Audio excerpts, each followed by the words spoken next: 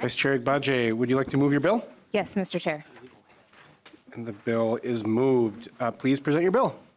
Thank you, Mr. Chair and committee members. So this bill, House File 1215, will create a grant program to support housing court mediators around the state.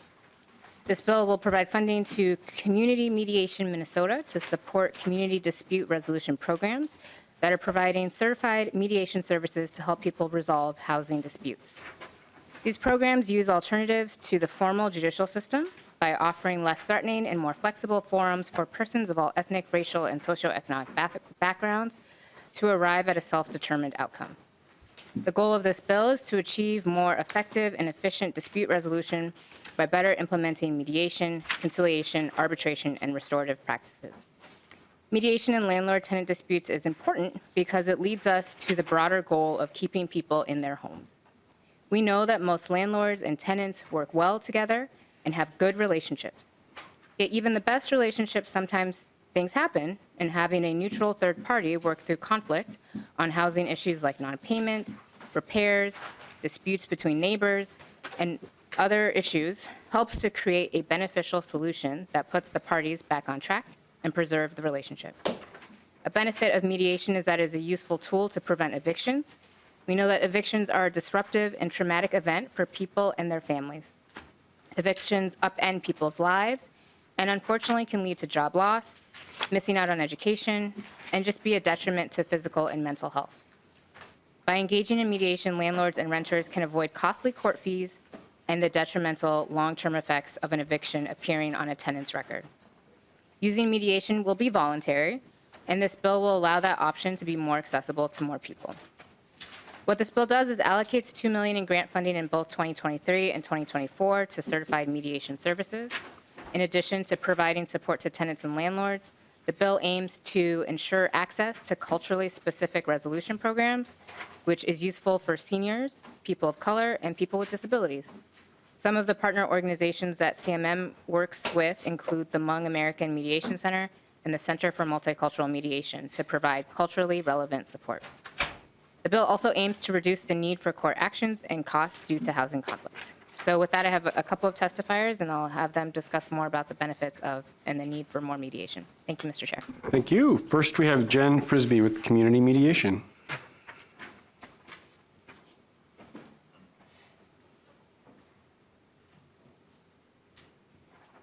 Welcome to the committee. Thank you, Mr. Chair and Representative Agbaje and the committee. We actually switched the order a little bit. I hope that's not too much trouble. So No my problem. name is Katie Arnold. I am the Director of Restorative and Mediation Practices. We're located in Rice County, so just outside of the metro. We're a little farther south. And thank you for having us here today. I'm here to kind of discuss the outstate types of programs. And so in Rice County, so I'm a member of the larger entity of Community Mediation Minnesota, which is of the dispute resolution programs. My program in Rice County has, there are about 70,000 people in Rice County. And I just wanted to let you know how important mediation practices are in a county even as small as mine. So with 70,000 people, in 2021, for community services and sessions, we had 25. In conciliation court cases, we had 32. In housing court cases, we had 16. And in our statewide services that are remote around the state through CMM, we had 7, just in my organization alone. In 2022, for community services and sessions, we've already had 6. Court conciliation cases, 7. Housing court cases, 8. And CMM rotation, we've had 2. Now you can see from these numbers how important mediation is to our community members, the rental providers, the renters, and also the courts rely on our programs as well. But we need to expand our services if possible, and we need money to do that. Statewide, CMM is an important resource in the rental ecosystem. When we served as a CHAP administrator, offering free mediation services to people applying for COVID rental assistance. We received requests from 77 of Minnesota's 87 counties in the first 2 weeks. So moving forward, we need housing solutions that work for both rental providers and the renters. And we aren't just guessing that these are win-win types of solutions, because we know, because we've had over 30,000 housing mediations facilitated by mediators working under the CMM umbrella. We have a timeline issue that this would also address. The eviction process moves faster than the resource process. So we need to address these issues, and mediation can be a really good tool for that. We also know that bad things happen when people don't have conversations, or they have conversations that go poorly. What we can do is we can provide those kinds of constructive conversations as mediators. And now I'll turn it over to my colleague.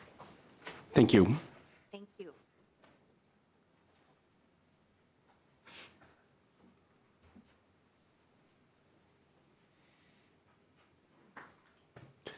Welcome. Please introduce yourself for the committee and share with us your testimony. Thank you. Good afternoon, Chair Howard, Representative Abaje, committee members. Thank you for the opportunity to talk to you about this House File Bill 1215. My name is Bernadette Cathell, and I'm the Executive Director of Mediation and Restorative Services, and we are located in Anoka County, and we represent mediators across the state. And we've been around for 35 years, and our work transcends over 40, and we have a collaborative impact piloting and initiating mediation across the state of Minnesota. Since then, mediation and restorative services, one of Minnesota's 6 community dispute resolution programs, have mediated tons of disputes in the thousands, tens of thousands, and this has gone between renters, rental providers, and we are a witness to the harsh realities of the impact of the current housing instability crisis. And I submit that we have a very present parity problem. If Minnesota renters feel like second-class citizens in the state of Minnesota, there are reasons for that. We need to address that. And given that Minnesota holds an unsavory ranking in the nation, with the gap between white and black homeownership, we know that homeowners are disproportionately white and renters black. The parity gap between how we support homeowners and how we support renters should be a priority for all. Providing renters and providers with some control over housing disparities is one way of doing that. So, what we are here doing today, most importantly, as a collaborative, is to have this bill continue responding in a culturally competent way by providing the necessary funds in a manner that will cure the systemic challenges in housing insecurity in our community. Our goal is to be a proactive part of this process with an approach by coming into the picture upstream. Eviction is usually the first response. It usually takes place of the conversation that needs to happen. We can be brought at the beginning of the process rather than at the end to save the court's time, to take care of record issues, and to ensure that there are not the many lapses and instability problems that we have. This has become very pressing as the moratorium on eviction has lapsed and the state and federal relief funds dry out. We provide an effective speed bump in the process against the deluge of cases, allowing for speedy trials and a more efficient use of judicial resources. We aim to get our court mediation programs a more efficient use of the way that things go out. And we continue to be the first point of contact level triaging cases while providing referral to other crucial services like housing, navigation, and other resource connection services that are usually very, very siloed. These alternatives, among other things, can range from assisting in the resolution of dispute between neighbors, some disputes, domestic dispute in the course of this, consumer merchant dispute in court, as well as school processes, and organization, neighbors, and families, and the crisis in the conflict process that relates to housing instability continues to have a wide, broad spectrum. Our collaborative has a non-coercive dispute resolution forum in the community, providing valuable prevention and early intervention problem-solving resource to the community.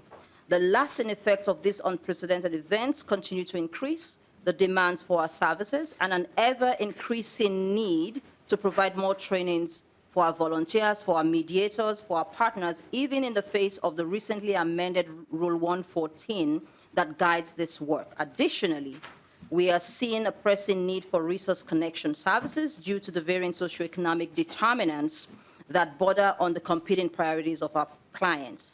While this bill in place, with this bill in place, community mediation centers will have more resources to reach both property owners and renters across Minnesota and share with them the benefits of mediation. Chair Howard, committee members, there's a tremendous amount of pain on all sides, and I appreciate that you recognize our challenges existed prior to and will continue after the pandemic. The establishment of statewide housing stability mediation grant program is a cost-effective way to support what works, to elevate self-determination and dignity in difficult conversation. Thank you very much for the opportunity to be one of the testifiers this afternoon. Thank you. Is there anyone else who would like to testify on this bill? All right.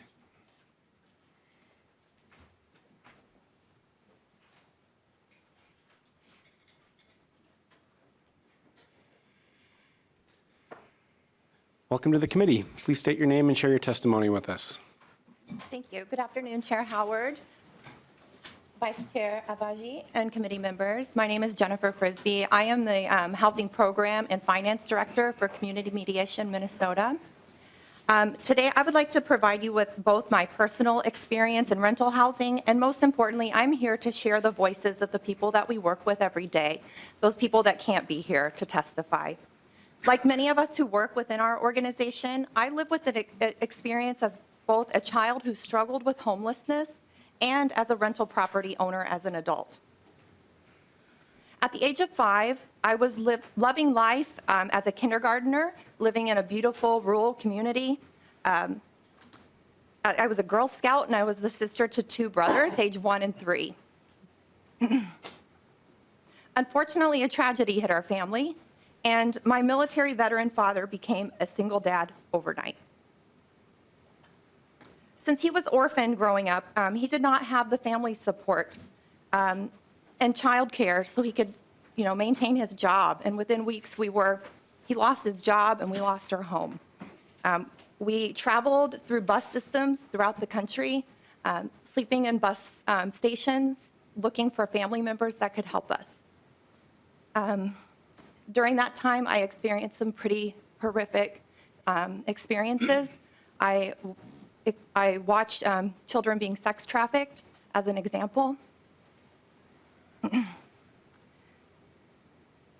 Eventually, we were taken in by Catholic Charities and lived the next 2 years in a monastery, and we were able to heal somewhat. I feel that I was very fortunate with this outcome and my homeless experience, but I recognize that the outcome may have been different had I been born a person of color. As someone who acknowledges my privilege, I often see different outcomes for some of our clients who are 80% people of color and Indigenous. One thing I know for certain is that our work at CMM helps shape better housing outcomes for all Minnesotans. To share a few stories of people that I work with every day. One is a property owner in Scott County who immigrated to the United States. He saved up enough money to buy his first property. And after that, he wanted to buy a second property so he could free up his first property and provide that as a rental unit just to a family in need. Without rent coming in, though, so his first family in his rental unit, he also hit some hard times. and were unable to pay their rent. They were several months behind, and we were able to provide mediation outside of court, and we were able to prevent the eviction being filed in court. They agreed to a solution for everyone, and that saved money and time spent in court. Everyone walked away pretty happy with the outcome. Avoiding court is always the goal, but we often mediate eviction matters in court. Many of these cases stick with me. The case of Ms. Johnson is one that will stick with me forever. She had an eviction hearing at the end of December of 2022 after spending much of the fall in the hospital and in a rehabilitation facility recovering from a traumatic brain injury. In mediation, I offered a safe space for Ms. Johnson to explain her hardship. She admittedly needed time to speak slowly as the brain injury required extra processing time for information. Dialogue between the parties was respectful and compassionate, and the parties were able to find a resolution that worked well for everyone. After mediation, Ms. Johnson reached out to me to express her gratitude. She said that as a Black woman who had spent her career serving others in nonprofit organization, she was feeling hurt by the eviction process before mediation and had been left feeling alone and vulnerable. Ms. Johnson's positive outcome is a result of a pilot project that Community Mediation Minnesota started in Scott County in January of 2022. By July of this year, 2023, however, there's currently no guarantee of funding to allow this work to continue. The judges in Scott County are aware of this and have asked that I share their words of support with you today. Judge Charles Weber asked for me to share the following quote. "The question with any program that receives public funding is whether it will lead to concrete results. This is sometimes difficult to demonstrate, leading people to wonder why money is being thrown at something without any evidence that it did any good. This is not and will never be the case with Community Mediation Minnesota. In Scott County, CMM's role has been very straightforward. Provide free mediation services very early in the eviction proceeding in an effort to find a solution that both tenants and landlords can live with. At first, I doubted how effective CMM's efforts would be, but I've become an absolute believer based on the evidence.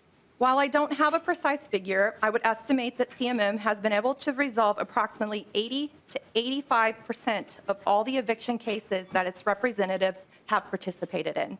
That's a tremendous success rate. In short, CMM's mediation efforts have worked because I've seen them work firsthand and often." Again, this is Judge Weber. "And I've recommended them to my colleagues in other counties because I believe that this will work anywhere. I strongly support continued funding for CMM's efforts." I'd like to circle back to Judge Weber's estimate on the success rate of mediation in Scott County. Sorry, Ms. Frisbee, could you conclude soon here? Thank you. I am. This is my last sentence here. Thank you. In fact, the success rate in Scott County during that period was 89%. And this is a model that we have built over the course of the past year, and we're hoping to replicate that model throughout the state of Minnesota. This funding will allow us to do so. Thank you for sharing your story, and thank you for your work. Yes. And we'll take questions. Representative Nash, I had you on the list. Thank you, Mr. Chair, and to the author.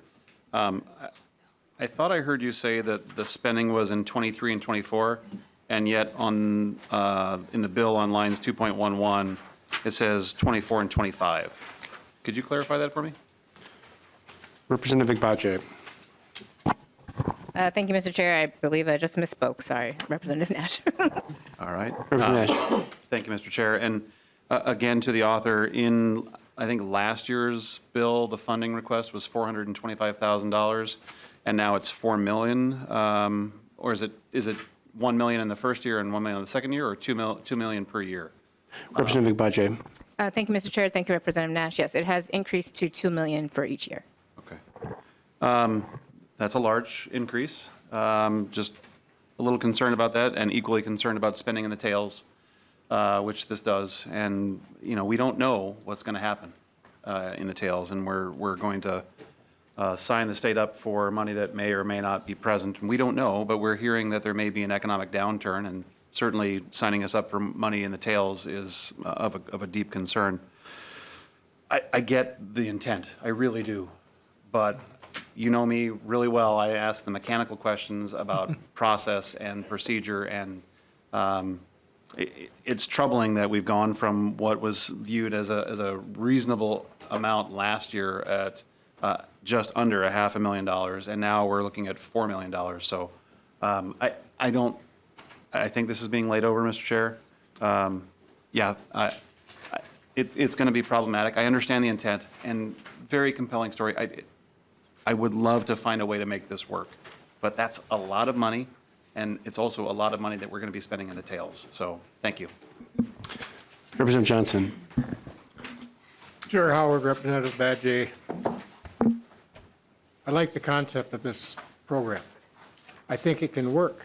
In fact, I know it can work. It's been proven somewhat to work. It looks like this is more of a pilot project that you were getting set up. And I think the program could be very useful. But I have some issues on the mechanics of how it's being set up.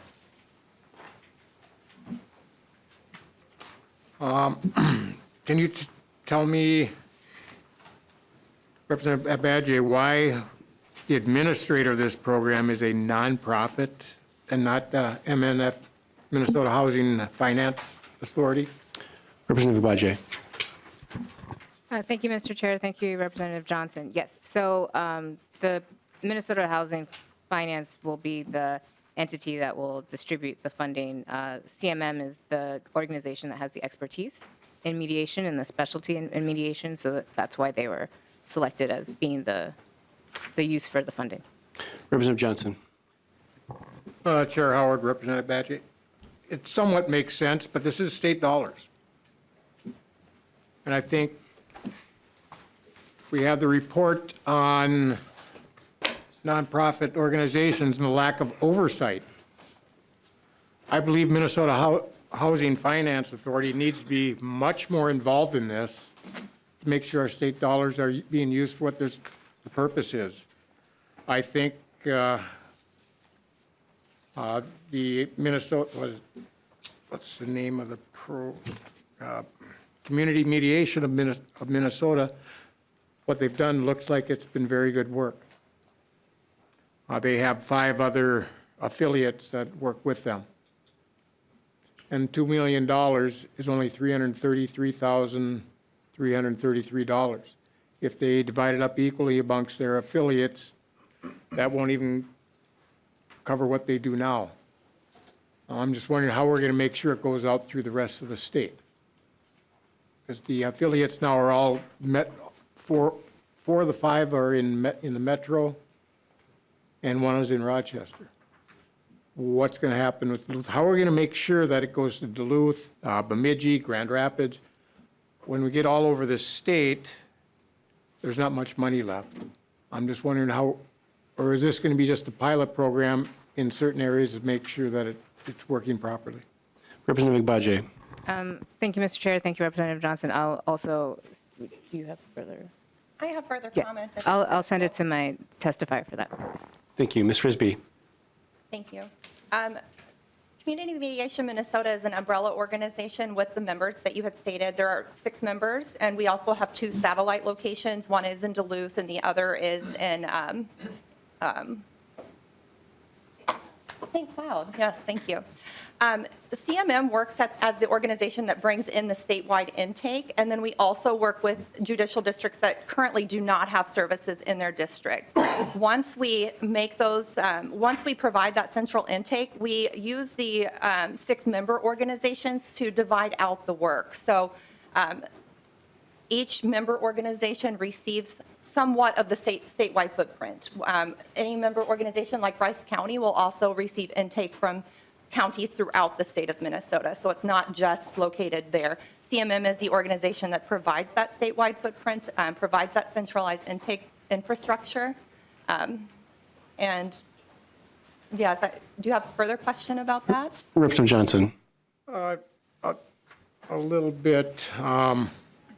Chair Howard, Representative Badger, or to the testifier, with this $2 million per year, and like I say, I think the program's a good program, it can work.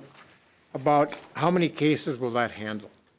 Representative Agbaje or Ms. Frisbee? Our current grant with Minnesota Housing Finance Agency, we've had several years of working with highly stringent federal program funding and have done really well with those. In our last grant, we proposed providing 233 housing mediations during a one-year grant period, and that's just housing mediation. Outside of that, we facilitate other types of conversations, one-on-one conflict coaching, and between those two and our entire entity of service providing, we provide approximately 400 types of mediations per year with that funding. Representative Johnson? Chair Howard, to the testifier, how many dollars was that for the 400? Ms. Frisbee? Yes, so annually, our ask is for $2 million. Anything for Representative Johnson? Not at this time. Representative Agbaje, if this moves forward, I'd also wish or ask that you put in reporting requirements to this body so we can do the oversight to see how the program is working.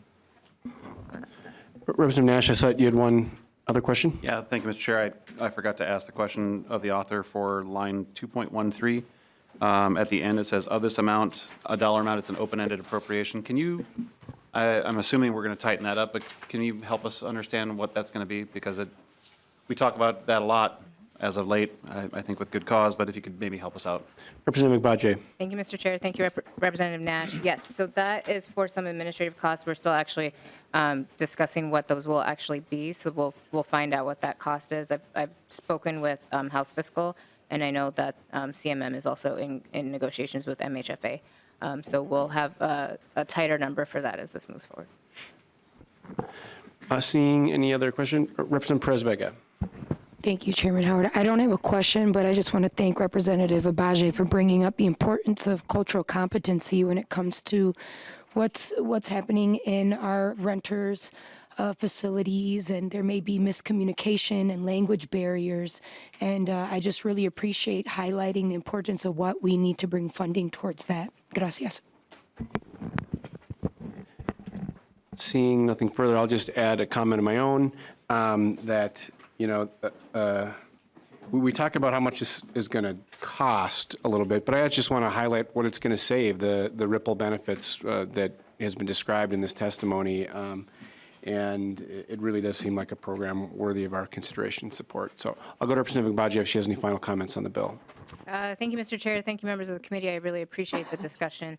Again, I would note that this is, you know, I think what the overall will be a tremendous cost saving to both the court system and to landlords and to tenants. This is something where we can ensure that people are having those conversations up front, are resolving those disputes early, and more people can stay in their homes and more landlords can get paid. So thank you, and I look forward to continue to working on this bill. Thank you. With that, the bill is laid over for possible inclusion in an omnibus bill.